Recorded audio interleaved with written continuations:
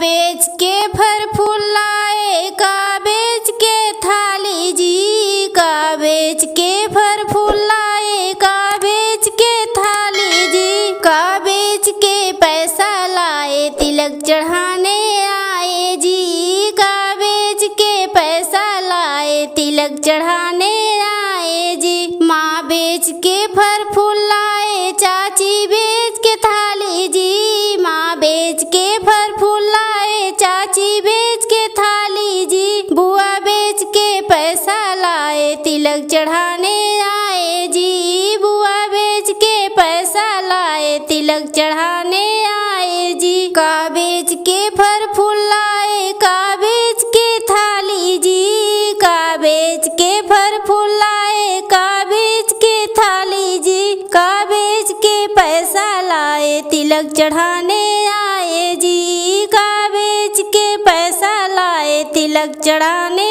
आए जी। माँ बेच के फल फूल लाए, चाची बेच के थाली जी, माँ बेच के फल फूल लाए, चाची बेच के थाली जी, बहन बेच के पैसा लाए, तिलक चढ़ाने आए जी, बहन बेच के पैसा लाए, तिलक चढ़ाने आए जी। का बेच के फल फूल लाए, का बेच के थाली जी, का बेच के फल फूल लाए, का बेच के थाली जी, का बेच के पैसा लाए, तिलक चढ़ाने आए जी, का बेच के पैसा लाए, तिलक चढ़ाने आए जी। माँ बेच के फल फूल लाए, चाची बेच के थाली जी, माँ बेच के फल फूल लाए, चाची बेच के थाली जी, भाभी बेच के पैसा लाए, तिलक चढ़ाने आए जी, भाभी बेच के पैसा लाए, तिलक चढ़ाने